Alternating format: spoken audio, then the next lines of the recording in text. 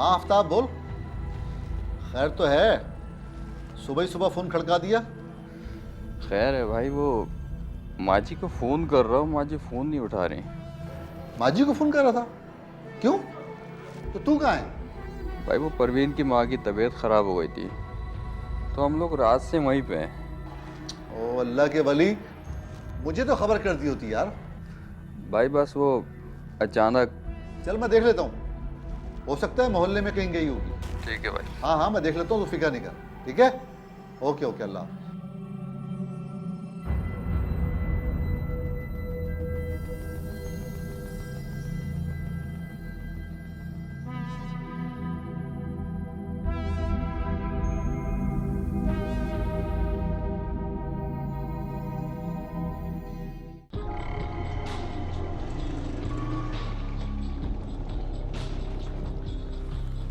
जा गुड्डू, दादी को बड़ा देख के आ जा। अच्छा जल्दी जा।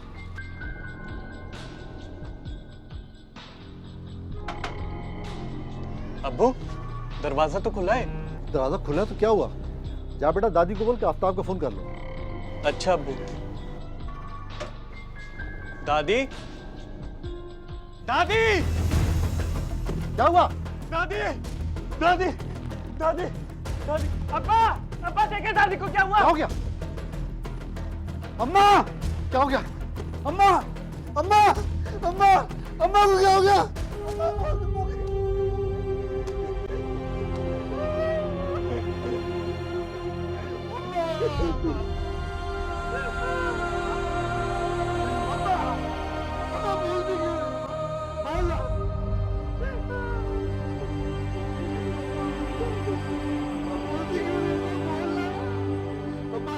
बेटा बोलना।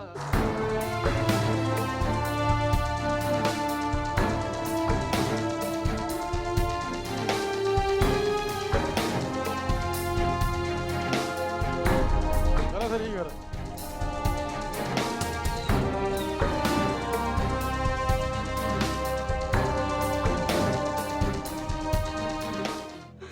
मेरी अम्मा को क्या हो गया?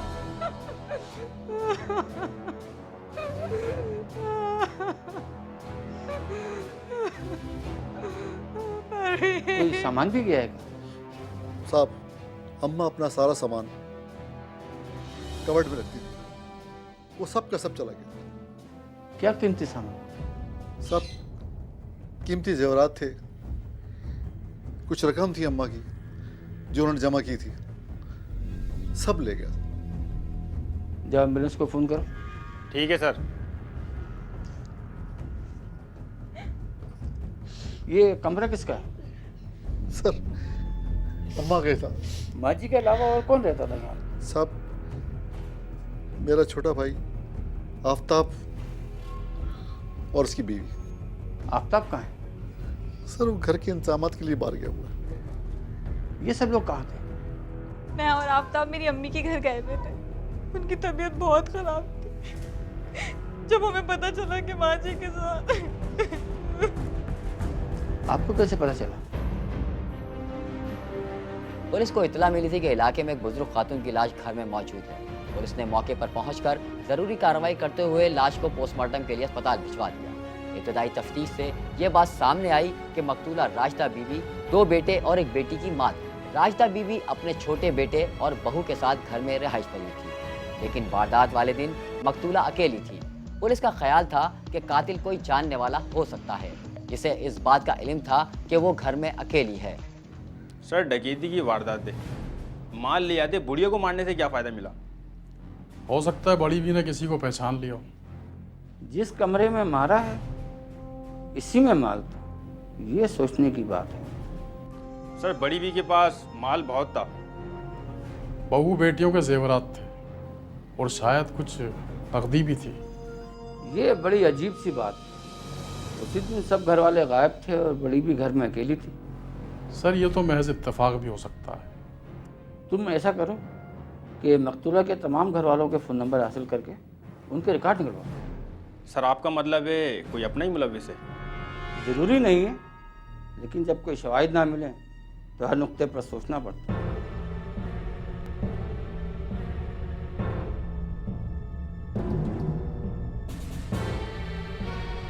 पुलिस ने मकतूला के तमाम रिश्तेदारों के मोबाइल नंबर का रिकॉर्ड निकलवाया तो मकतूला की छोटी बहू के फोन पर मकतूला की बेटी उरूज और नवासे रहमान की कॉलेज ज्यादा थी।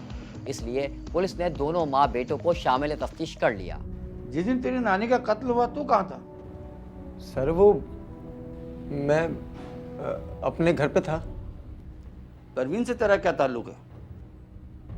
वो मामी है मेरी। सिर्फ मामी? मामी से इतनी बेतकल्लुफी के रोज फोन करता था?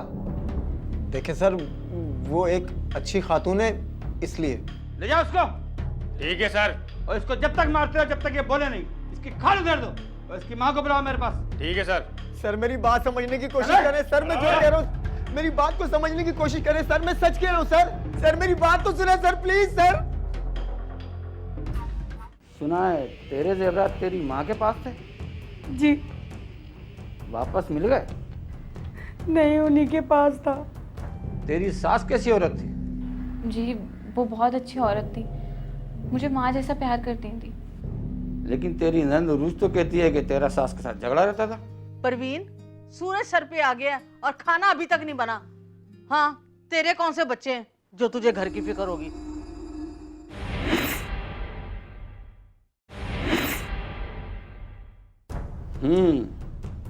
तो रहमान तेरा बेटा है?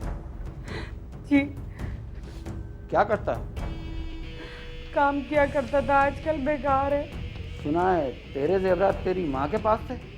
जी वापस मिल गए? नहीं, उन्हीं के पास था। वो तो अब डाकू ले गए। बेशक डाकू जेवर ले जाते पर मेरी माँ को तो नहीं मारते। माँ के लिए रो रही है या जेवरात के लिए? ये आप क्या कह रहे हैं? मैं ऐसे जेवरात में नारद भेजती हूँ जो मेरी माँ के पैर की जूती के बराबर भी नहीं है। ये परवीन तुम्हारी भाभी कैसी औरत है? अच्छी औरत है, हमदर्द है। तेरे जेवरात तेरी माँ के पास क्यों थे?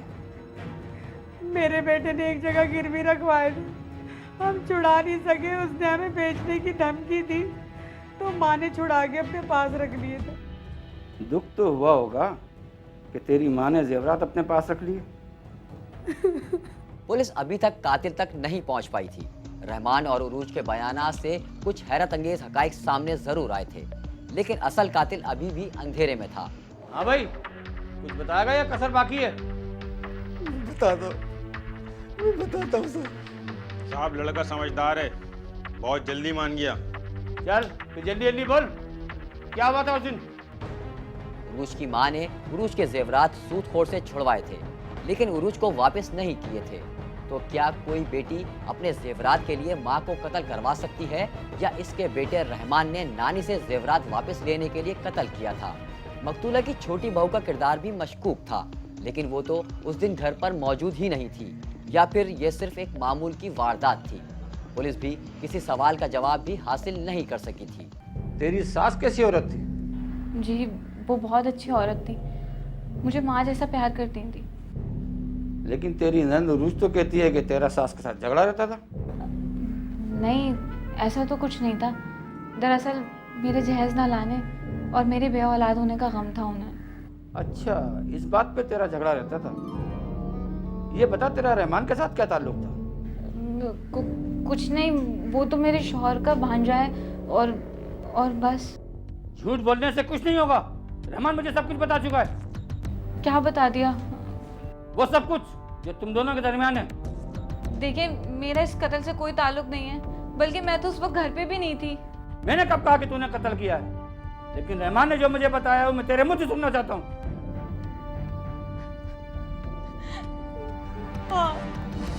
हाँ, ये सच है कि मेरी सास हर वक्त मुझे ताने देती थी क्योंकि मैं जहेज नहीं लाई थी और मैं बे औलाद थी। लाइए भी मुझे थे। अम्मा, तूने बड़ा एहसान करा, मेरा जेवर छुड़ा दिया, वरना वो कमीना तो मेरा जेवर खा जाता। अब तू भी एहसान कर, अपने बेटे से कह जल्दी रकम इकट्ठी करे, मुझे दे, नहीं तो मैं दूंगी नहीं। अम्मा तेरे पास रहेगा ना, मुझे इत्मीनान रहेगा। मैंने कब्र में नहीं लेके जाना, लेकिन दूंगी तभी जब मुझे रकम मिलेगी। अम्मा मैं रकम दे दूंगी, मेरा बेटा कह रहा था नौकरी लग जाए सबसे पहले तेरा जेवर छुड़ाऊंगा। कोई काम करेगा तो रकम देगा ना। अच्छा अम्मा, मैं चलती हूँ, तू मेरा जेवर संभाल के रखना। अच्छा तू जा, ये काम मेरा है ना, मैं रख दूंगी। और सुन, ये पर्दा बराबर करती जाना, वो बेऔलादी टो में लगी रहती है। अच्छा अम्मा, खुदा हाफिज। ला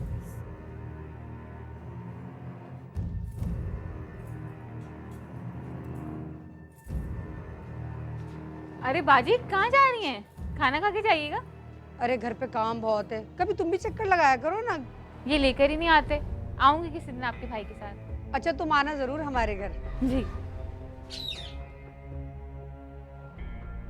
रिलेशनशिप में क्लैशेस के डिफरेंट फैक्टर्स होते हैं, जिसमें से एक बहुत मोस्ट इम्पॉर्टेंट हमारी सोसाइटी है। अगर किसी फीमेल की शादी होती है तो उसके बाद उससे सबसे पहली एक्सपेक्टेशन फैमिली की ये होती है कि वो बहुत ही जल्द उनको औलाद दे, और अगर वो ये नहीं कर पाती है तो उसको डिफरेंट किस्म के नेगेटिव बिहेवियर्स फेस करने पड़ते हैं, और वही नेगेटिव बिहेवियर्स उसके अंदर डिफरेंट नेगेटिव फीलिंग्स को प्रमोट करने लगती है, जिसके अंदर रिवेंज भी हो सकती है, जिसके अंदर डिप्रेशन भी हो सकता है और स्ट्रेस भी हो सकता है।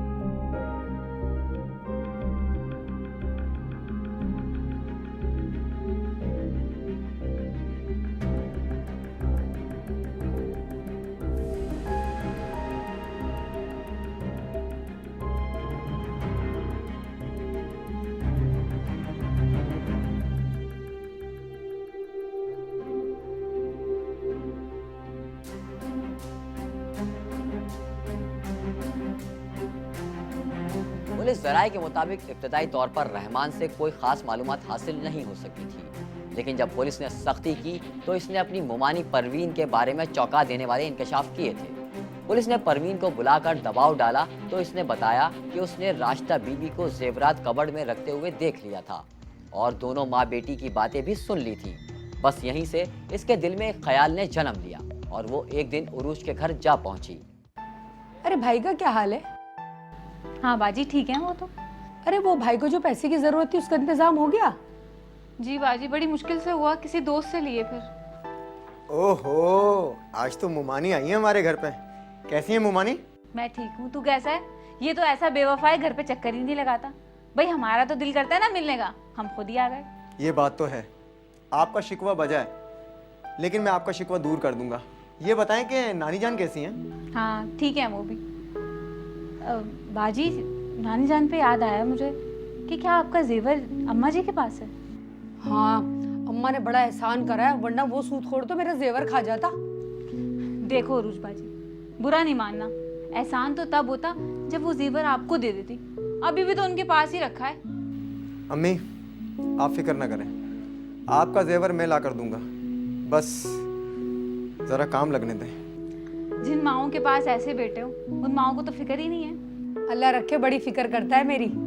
आप माँ जो ठहरी, और माँ बाप का ख्याल रखना औलाद का फर्ज होता है। मैं कोई एहसान नहीं करूँगा। अच्छा बाजी मैं चलती हूँ। अरे बैठो ना, कहाँ चली? अरे नहीं, फिर घर जाके खाना भी बनाना है, और आपकी माँ जी जो है ना 100 ताने देंगी मुझे फिर। तो क्या पैदल जाओगी? पैदल क्यों जाऊंगी, ये है ना मेरा भांजा, ये छोड़ के आएगा मुझे। हाँ हाँ क्यों नहीं, मुमानी कहे और भांजा बात ना माने, ऐसा हो सकता है? चल अम्मी मैं छोड़कर आता हूँ। अच्छा बाजी, अस्सलाम वालेकुम।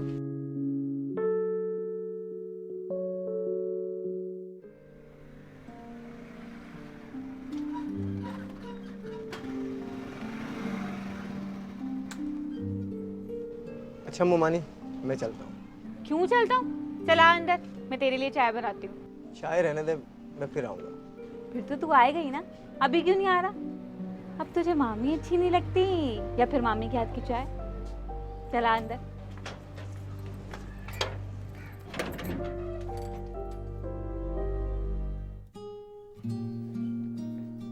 अस्सलाम वालेकुम नानी जान, कैसी हैं आप? तबीयत ठीक है आपकी? खैरियत से हैं? वालेकुम सलाम, मैं ठीक हूँ। तुम्हारी अम्मी कैसी हैं?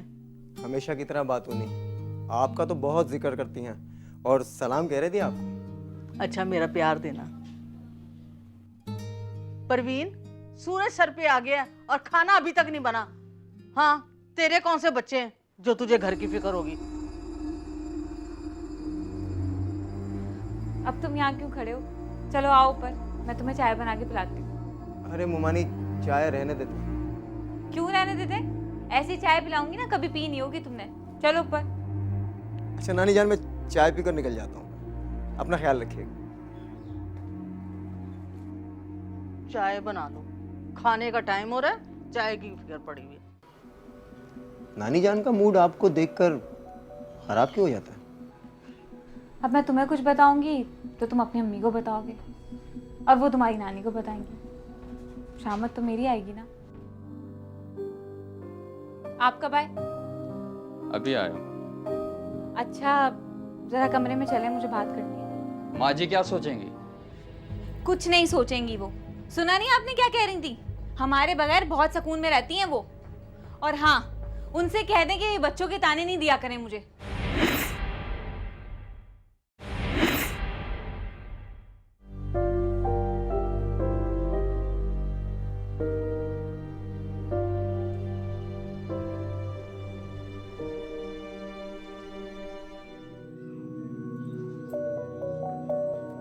चीनी ठीक है? जी चीनी ठीक है। मुमानी एक बात बताएं, नानी जान का मूड आपको देखकर खराब क्यों हो जाता है? अब मैं तुम्हें कुछ बताऊंगी तो तुम अपनी अम्मी को बताओगे, और वो तुम्हारी नानी को बताएंगी। शामत तो मेरी आएगी ना। लेकिन मेरी ये आदत हरगिज नहीं इधर की बात उधर लगाने की। क्या बताऊं रेहान, वो हर वक्त मुझे बेऔलादी का ताना देती रहती हैं। लेकिन ये सब तो अल्लाह की देन है ना। हाँ, लेकिन उन्हें कौन समझाए। हालांकि मैंने डॉक्टर्स को भी दिखाया है, और डॉक्टर्स का कहना है कि मैं ठीक हूँ। अब वो औलाद ना होने की वजह तुम्हारे मामू है या फिर मैं, ये तो नहीं पता। लेकिन आप फिक्र ना करें, अल्लाह सब ठीक कर देगा। अच्छा अब मैं चलता हूँ। क्यों चलता हूँ? अरे घर ही तो जाना है तुम्हें। अच्छा ये बताओ, चाय कैसी थी? चाय मज़ेदार, बिल्कुल आपकी तरह। रेहान, तुम ना आते जाते रहा करो, मेरा दिल भी बहल जाएगा। वरना तुम्हारी नानी का तो मूड ही खराब रहता है।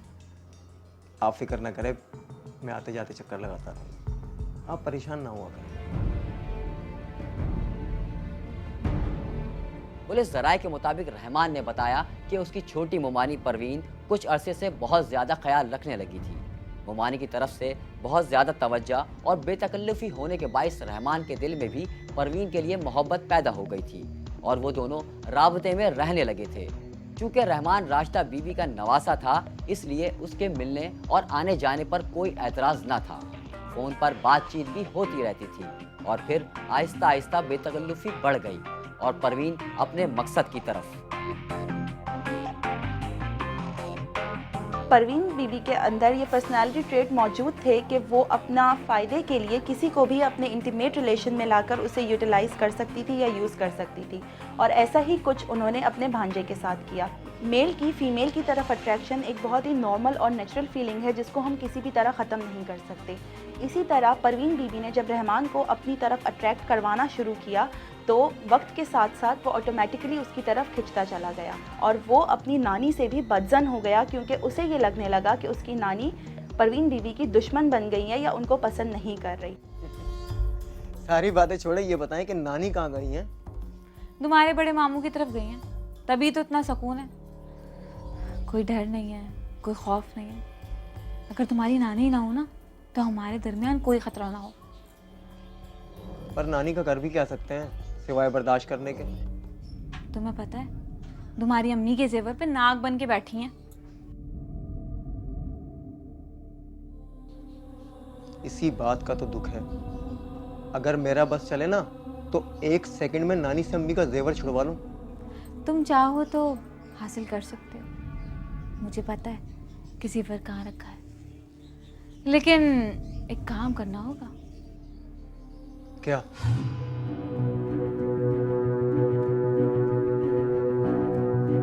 साइकोपैथ पर्सनालिटी एक ऐसी पर्सनालिटी है जो कि अपने मफाद के लिए, अपना बदला लेने के लिए किसी भी हद तक जा सकते हैं और वहाँ पर वो अपने इंटीमेट रिलेशंस को यूज़ करते हैं या यूटिलाइज़ करते हैं और उसके लिए उनको कोई भी गिल्ट या किसी भी तरह की शर्मिंदगी महसूस नहीं होती। वो सिर्फ़ और सिर्फ अपना मफाद देखते हैं और अपना बदला लेना चाहते हैं। लेकिन मुमानी, दफा आओ। मुमानी कह के सारा मूड ही खराब कर दिया। एक बात कहूँ, फिर तुझे मुमानी भी कहना नहीं पड़ेगा। लेकिन मुझे मामू से डर लगता है, अगर उनको पता चल गया तो? मैं हूं ना, क्यों डर रहे हो? जिस दिन घर में कोई नहीं होगा मैं तुम्हें बता दूंगी।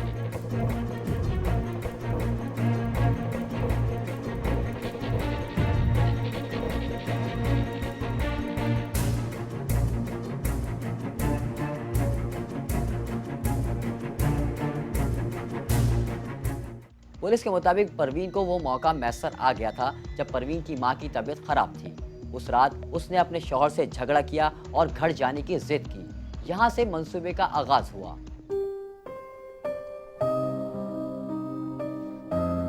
अस्सलाम वालेकुम माँ जी। वालेकुम सलाम। जीता रहे बेटा।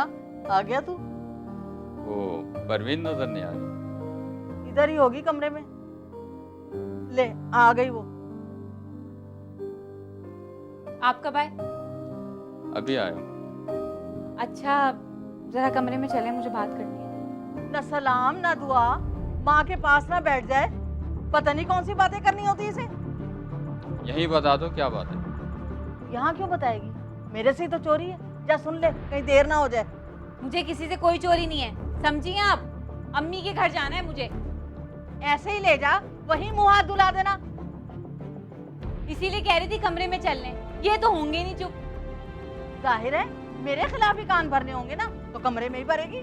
मैं नहीं भरती कान, बल्कि साफ करती हूँ जो आप भर देती हैं। तौबा तौबा आफ्ताब, मैं तेरे कान भरती हूँ, तेरी जबान चले। कितना झूठ बोलती है। मेरे क्यों? मेरे दुश्मनों के समान चले। खुदा के वास्ते चुप हो जाया करो। चलो बताओ क्या बात है। कब से कह रही हूँ अम्मी के घर जाना है मुझे। थका हारा आया हूँ मैं। इस बात को फिर कभी देखेंगे। किसी और दिन क्यों? आज ही जाऊंगी मैं। क्यों? आज क्या है वहाँ? तबीयत खराब है उनकी। कितने दिन से लेके नहीं गए आप मुझे। ठीक है, फिर कल लेके चलूंगा।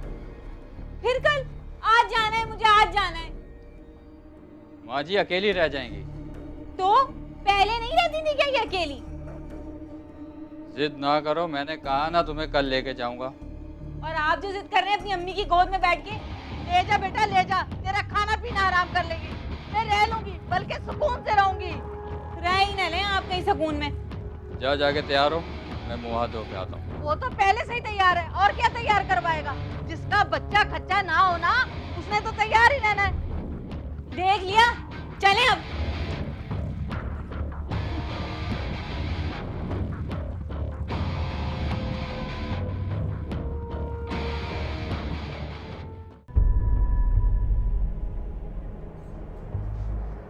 यार मेरी बात मानो, मैं तुम्हें कल छोड़ आऊंगा। अब बहुत देर हो गई है, मुझे वापस आते हुए बहुत देर हो जाएगी। तो वहीं रुक जाइएगा, सुबह 7 आ जाएंगे। माँ जी क्या सोचेंगी? कुछ नहीं सोचेंगी वो। सुना नहीं आपने क्या कह रही थी?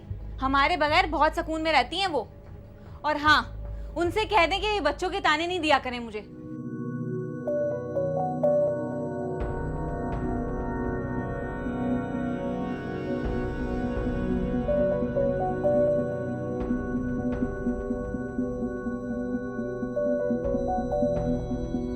चल छोड़ ना, अब सुन लेने में कोई हर्ज नहीं है। बड़ी है, कोई बात नहीं। छोड़ें। अच्छा ये पहने, जल्दी से तैयार हो जाएं। ये भी ठीक है, इनमें कोई खराबी नहीं है। ये भी ठीक है, चलें फिर चलते।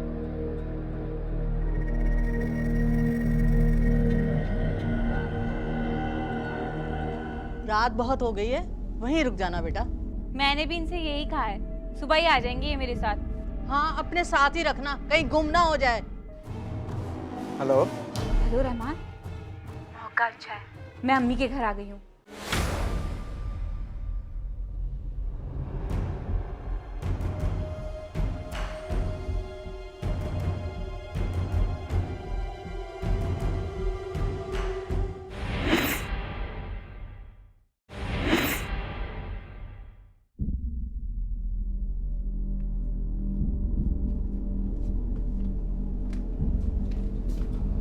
अच्छा अम्मा, हम लोग जा रहे हैं। रात बहुत हो गई है, वहीं रुक जाना बेटा। मैंने भी इनसे यही कहा है, सुबह ही आ जाएंगे ये मेरे साथ। हाँ, अपने साथ ही रखना, कहीं गुम ना हो जाए। अजय आपका फ़ोन कहाँ है? तकिए के नीचे ही रहता है, तू इसे ले जा, कहीं देर ना हो जाए। अच्छा माँ जी, खुदा हाफिज। अल्लाह ही हाफिज, मैं को तेरे आसरे पे बैठी हूँ। माँ जी आप भी इसे माफ़ कर दें, मैं चलता हूँ।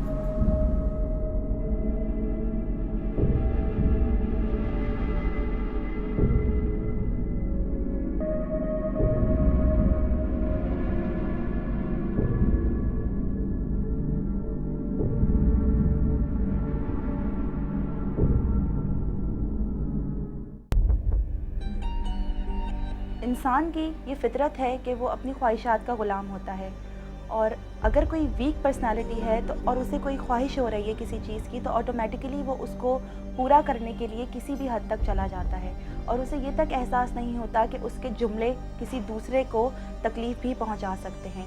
इसी तरह रशीदा बीबी भी अपनी ख्वाहिश के हाथों मजबूर अपनी बहू को मुस्तकिल ये प्रेशराइज़ कर रही थी कि उन्हें औलाद चाहिए ताकि वो अपनी आंखों के सामने उस खुशी को महसूस कर सकें, और उसी वजह से वो कभी कभी उनका रवैया बहुत ज़्यादा हद तक नेगेटिव भी उसके साथ हो जाता था।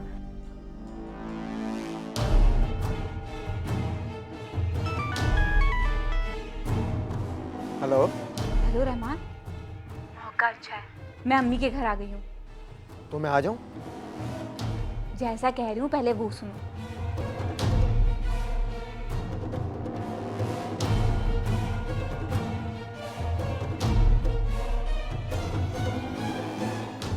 वो तो ठीक है, लेकिन वो आफ्ताब मामू? उनकी फिक्र मत करो, वो मेरे साथ ही हैं और सुबह मेरे साथ ही वापस आएंगे। ठीक है, मैं आता हूँ।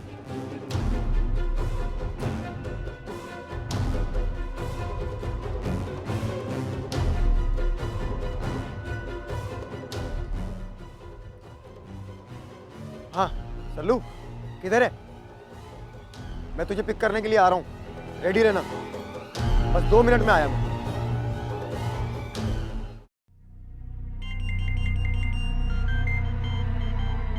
आफ्ताब का ही फोन होगा, उसे मेरी फिक्र होती है।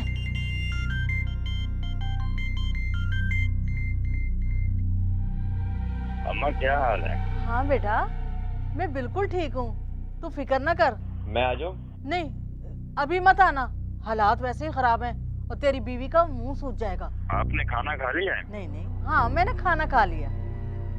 तू खैर से सुबह ही आना। ठीक है। तेरी बीवी का मुंह सूज जाएगा। अकेले की क्या बात है?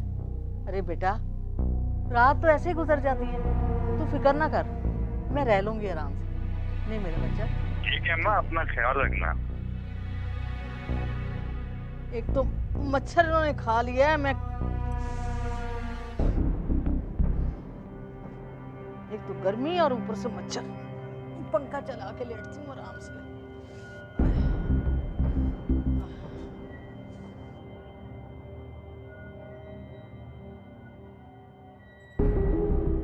एंटी सोशल पर्सनालिटीज़ की अगर हम बात करें तो उनके अंदर किसी भी तरह की नदामत या किसी भी तरह की परेशानी, किसी भी तरह की शर्मिंदगी नहीं होती अपने एक्ट्स को लेकर। वो लॉ को भी तोड़ते हैं, वो सोसाइटी के नॉर्म्स को भी तोड़ते हैं, और वहाँ पर वो उन चीज़ों को तोड़ते इस वजह से हैं क्योंकि वो उसमें अपना मफाद ढूंढ रहे होते हैं।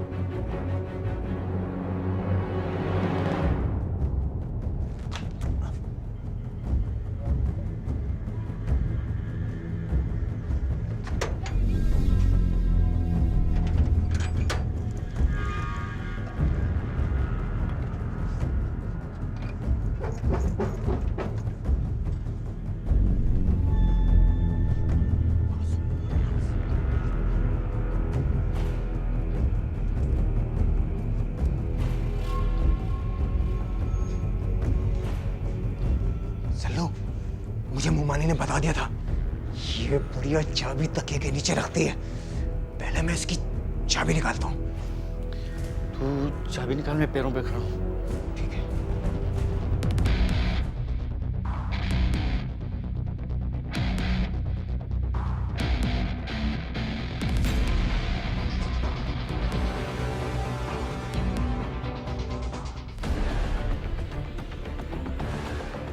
रहमान, तू हरामखोर, क्या क्या कर रहा है? अरे ये कौन है? क्या कर रहे हैं तू यहाँ पे? हाँ मैं बता। रवैया रहमान ने भी यहाँ पर शो किया है। उसने अपने एक बहुत ही करीबी रिश्ते को नुकसान पहुँचाया है और उस वक्त वो एक्ट करते हुए उसको किसी भी तरह की शर्मिंदगी नहीं हो रही थी, क्योंकि उसको वहाँ पर अपना मफाद नज़र आ रहा था, या कह सकते हैं कि वो लालच में आ गया था। और वही लालच उसको एक ऐसे रवैये या बिहेवियर की तरफ ले गई जिसकी उसको सारी ज़िंदगी शायद सज़ा भुगतनी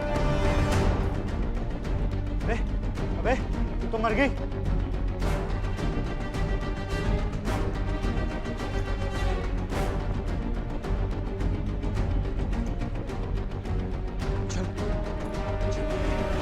वो चेक कर।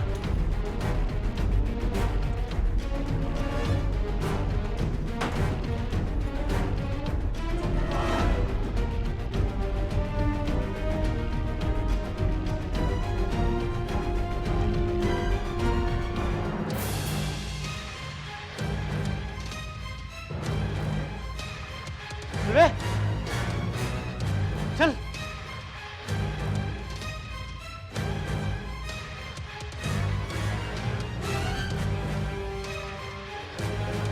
पुलिस जराये के मुताबिक मुलजिमा परवीन ने इकरार करते हुए बताया कि वो अपनी सास के रोज रोज के तानों से तंग आ गई थी, इसलिए उसने मंसूबाबंदी के तहत अपने शौहर के भांजे रहमान को अपनी झूठी मोहब्बत के जाल में फंसा दिया था। उसे जेवरात और नकद रकम का लालच देकर रहमान से अपनी सास को कत्ल करवा दिया।